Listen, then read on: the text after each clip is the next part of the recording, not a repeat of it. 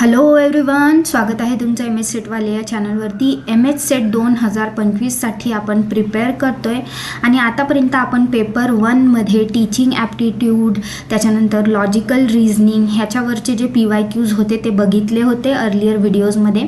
मागच्या व्हिडिओमध्ये आपण डेटा इंटरप्रिटेशन म्हणजेच डेटा व्याख्याचे 2019चे PYQ बघितले होते, ते आपण सॉल्व केले होते.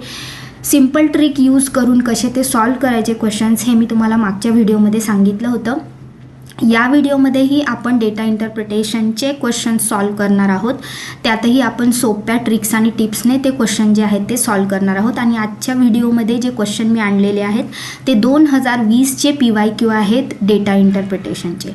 ओके, ज्याच्यात आपण डिटेल सोल्युशन बघणार आहोत आणि फ्री नोट्सही तुम्हाला मिळणार आहेत टेलिग्राम या चॅनलवरती. MS सेटवाले या नावाने टेलिग्रामवरती चॅनल आहे, ते तुम्ही जॉईन करू शकता. तिथे मी हे सगळे नोट्स जे आहेत ते तुम्हाला देते.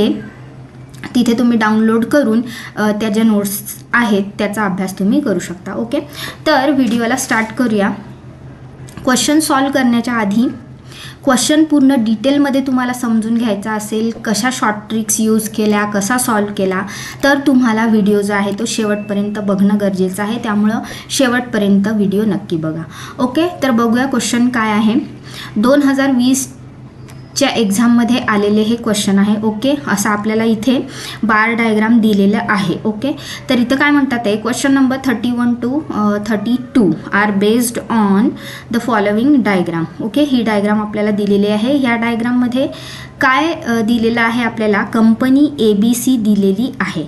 ओके, आणि इथे कंपनी ABC काय दाखवत आहे, showing the quantity of a certain goods exported in lakh units and the revenue generated in crores of rupees for the years 2011 to 2015. तर 2011 ते 2015मध्ये ABC कंपनी जे आहे ते किती गुड्स एक्सपोर्ट केले आणि किती रिव्हेन्यू जनरेट केला, हा डेटा आपल्याला इथे दिलेला आहे. ओके, इथे मराठीत पण दिलेली आहे. पुढील आकृती ABC या कंपनीच्या सन 2011 ते 2015च्या काळातील ठराविक वस्तूंची लाखांमधील निर्यात आणि त्यापासून निर्माण झालेला कोटी रुपयांमधील महसूल दाखवते. तर ह्याच्यावर बेस्ड आपले जे आहेत ते पुढचे क्वेश्चन्स असणार आहेत, ते आपण बघूयात. ओके, तर पहिला क्वेश्चन आहे ह्याच्यावर, what is the average, average means arithmetic mean, per unit revenue generated during 2011 to 2015. Okay, 2011 ते 2015 या काळातील प्रतिवस्तू सरासरी महसूल निर्मिती किती आहे, हे आपल्याला इथं फाइंड आउट करायचं आहे. ओके, तर आपण जेव्हा average per unit revenue generated जेव्हा आपल्याला काढायचा आहे, तर त्यासाठी आपल्याकडे एक फॉर्म्युला आहे. काय फॉर्म्युला, आपल्याला काय करावं लागणार आहे, जो टोटल रिव्हेन्यू आहे 2011 ते 2015 या कालावधीतला जो टोटल रिव्हेन्यू आहे त्याला डिवायडेड बाय आपली जी टोटल क्वांटिटी एक्सपोर्ट केलेली आहे ABC कंपनीने, त्याने आपल्याला डिवाइड करावं लागणार आहे. तर तुम्हाला ॲव्हरेज पर युनिट रिव्हेन्यू काढण्यासाठी, okay, average per unit revenue काढण्यासाठी आपल्याकडे फॉर्म्युला आहे टोटल रिव्हेन्यू.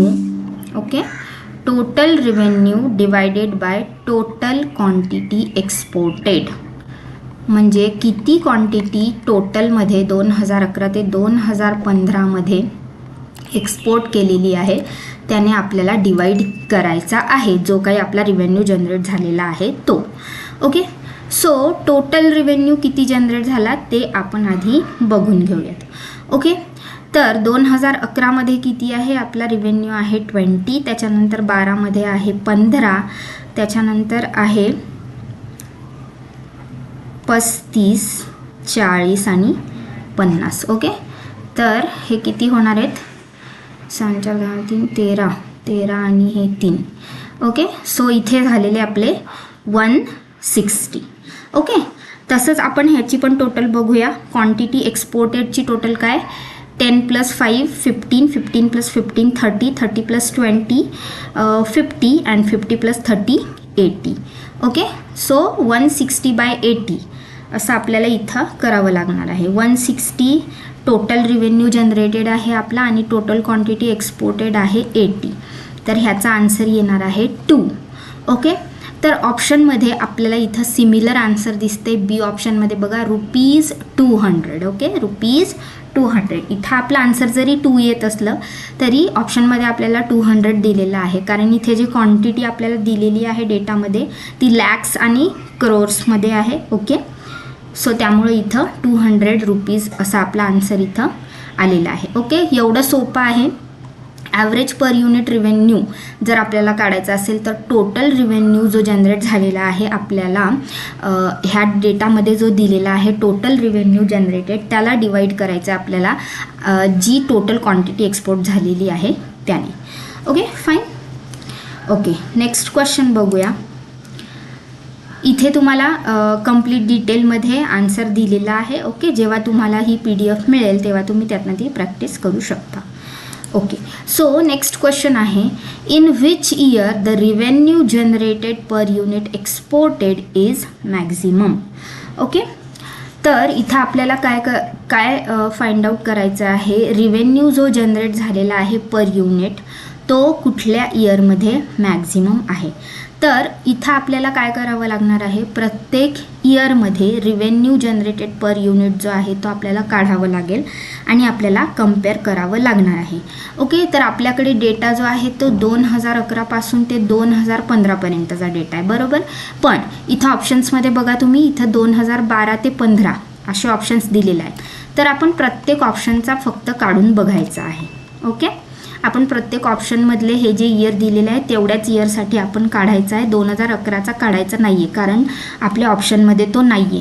काढूनही काय ते जे आहे आपला वेळ जाणार आहे त्यात, त्यामुळं जे ऑप्शन्स आपल्याला दिलेले आहे आपण त्यातनंच आन्सर फाइंड आउट करूयात. Okay, so revenue generated per unit काढण्यासाठी जो आपण आधी फॉर्म्युला यूज केलेला होता तोच यूज करायचा आहे, फक्त आपल्याला पर इयर वाईज काढायचा आहे आता. ओके, म्हणजे 2012मध्ये जनरेट झालेला रिव्हेन्यू डिवायडेड बाय 2012मध्ये एक्सपोर्ट झालेली क्वांटिटी असं आपल्याला करायचं आहे.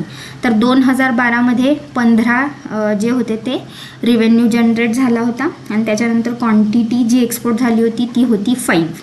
Okay, you can see here. 2012मध्ये 15 जो आहे तो रिव्हेन्यू जनरेटेड आहे आणि 5 जो आहे तो क्वांटिटी एक्सपोर्ट आहे. ओके, तर आपण 15 डिवायडेड बाय 5 असंच इथं काय येणार, 35 डिवायडेड बाय 15. त्याच्यानंतर 2014मध्ये 40 डिवायडेड बाय 20 आणि 2015मध्ये 50 डिवायडेड बाय 30 असं होणार आहे. ओके, तर इथं मी सॉल्व करते. ओके, तर इथे आन्सर येईल 3. त्याच्यानंतर बी ऑप्शन बघूया. 2013मध्ये आपण आत्ताच बघितलं 35 रिव्हेन्यू जनरेटेड आहे, 15 जे आहे ते क्वांटिटी एक्सपोर्टेड आहे. आन्सर येते त्याचं 2.33. त्याच्यानंतर सी ऑप्शन आहे 2014मध्ये 40 जो आहे तो रिव्हेन्यू जनरेटेड आहे, त्याच्यानंतर क्वांटिटी एक्सपोर्टेड आहे 20, so answer will be 2. Okay, D option आहे म्हणजे 2015मध्ये 50 जो आहे रिव्हेन्यू जनरेटेड आहे, 30 आहे क्वांटिटी एक्सपोर्टेड. ओके, ह्याचा आन्सर येणार आहे 1.66. ओके, तर revenue generated per unit exported is maximum in which year. तर मॅक्झिमम आपल्याला दिसतं इथं 3, म्हणजे कोणतं इयर, 2012. ओके, कोणत्या वर्षात निर्यात प्रतिवस्तू महसूल निर्मिती कमाल म्हणजे जास्त कुठं झालेला आहे, मॅक्झिमम कुठं आहे, इथं 2012मध्ये. तर हे 2012 आपलं करेक्ट ऑप्शन आहे. ओके, इथं डिटेलमध्ये सोल्युशन दिलेलं आहे. इथं 2011मध्ये पण काढलेला आहे.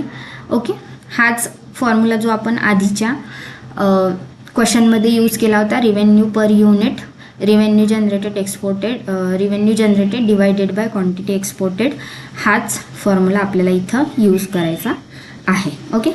ओके, नेक्स्ट क्वेश्चन बघूयात. नेक्स्ट क्वेश्चनमध्ये आपल्याला इथं दिलेलं आहे, the following is the information about area of states and population. Okay, states दिलेले आहे आणि त्यांच्या पॉप्युलेशन्स दिलेल्या आहे. स्टेट दिलेल्या आहेत इथं आपल्याला. तर ए स्टेटमध्ये ABCD अशा स्टेट्स दिलेल्या आहेत आणि त्यांचा एरिया दिलेला आहे स्क्वेअर किलोमीटरमध्ये आणि पॉप्युलेशन दिलेली आहे लॅक्समध्ये. ओके, तर 80,000 स्क्वेअर किलोमीटर आहे आणि 16 लाख त्याची पॉप्युलेशन आहे. अशा सगळ्या स्टेटच्या पॉप्युलेशन्स दिलेल्या आहे with square kilometre areas. Okay, तर इथं क्वेश्चन विचारलेला आहे which is the most thickly populated state. मराठीमध्ये इथं दिलेला नाही आहे मी क्वेश्चन. थिकली पॉप्युलेटेड म्हणजे जास्त लोकसंख्या. ओके, जास्त लोकसंख्या असलेला स्टेट कुठला असा इथं क्वेश्चन विचारलेला आहे. ओके, तर कुठल्या एरियामध्ये जास्त लोकसंख्या असणार आहे हे आपण कसं कम्पेअर करायचे, तर आपल्याला जी गिवन पॉप्युलेशन आहे त्याला डिवायडेड बाय एरिया करायचा आहे. म्हणजे आपली पर स्क्वेअर किलोमीटर मागे किती पॉप्युलेशन राहतीये पर स्क्वेअर किलोमीटरमध्ये हे आपलं आन्सर निघणार आणि त्याच्यानंतर आपण ते कम्पेअर करू आणि कम्पेअर केल्यानंतर आपल्याला जे आहे ते थिकली म्हणजे जास्त लोकसंख्या कुठल्या स्टेटमध्ये आहे ते आपल्याला कळणार आहे. ओके, तर ऑप्शन इथे ABCD दिलेले आहे. तर ऑप्शन वाईजच आपण जाऊया. तर ए स्टेटमध्ये फॉर्म्युला कुठला यूज करायचा आहे? सी, फॉर्म्युला हा आहे आपला population. Okay, population divided by area. Population divided by area हा आपला फॉर्म्युला असणार आहे. Population divided by area. Okay okay, so A ची पॉप्युलेशन किती आहे? 16 लॅक्स. तर हे इथं पूर्ण 16 लॅक्स आपण लिहून घेऊया. त्याला डिवायडेड बाय एरिया आहे 80,000. Okay okay, so 8 1 8, 8 2 16. इथं 4 0 get cancel, 4 0 will get cancel. इथं आले 20. ओके, असं आपल्याला काढायचं. पॉप्युलेशन डिवायडेड बाय एरिया करत जायचं आणि आन्सर काढत जायचा. बी आहे, बी मध्ये 10 लाख आहे. ओके, 10 लाख आहे पॉप्युलेशन. हे झाले आपले 10 lakh divided by 50,000. Okay, so इथं पण आपला आन्सर येणार आहे 20. त्याच्यानंतर सी, सीचं दिलेलं आहे 4 लाख डिवायडेड बाय 10,000. ओके, ह्याचा आन्सर येणार आहे 40. अँड डीचं दिलेलं आहे 3 लाख डिवायडेड बाय 5,000. याचा आन्सर येणार आहे 60. ओके, आता हे जे 20 40 60 आलेले आहे हे काय आहे? Per square kilometre. Per square किलोमीटरमध्ये एवढे लोक राहतात. ओके, म्हणजे ह्याचा अर्थ आहे 60 पीपल पर स्क्वेअर किलोमीटर. एका पर स्क्वेअर किलोमीटरमध्ये 60 लोक जे आहेत ते राहतात आहे. म्हणजे इथं मॅक्झिमम कुठं राहतात ते लोक? डी स्टेटमध्ये. ओके, तर ह्याचं करेक्ट आन्सर असणार आहे डी. आलं ना तुमच्या लक्षात? काय करायचं आपल्याला इथं फॉर्म्युला यूज करायचा आहे. पर स्क्वेअर किलोमीटर मागे ज्या स्टेटमध्ये जेवढी जास्त लोकसंख्या असणार आहे तो स्टेट म्हणजे थिक पॉप्युलेटेड स्टेट असणार आहे. तर त्यासाठी आपण फॉर्म्युला इथे यूज केलेला आहे. पॉप्युलेशन गिवन आहे म्हणजे पॉप्युलेशन डिवायडेड बाय एरिया करायचा आहे. आपला आन्सर निघतंय.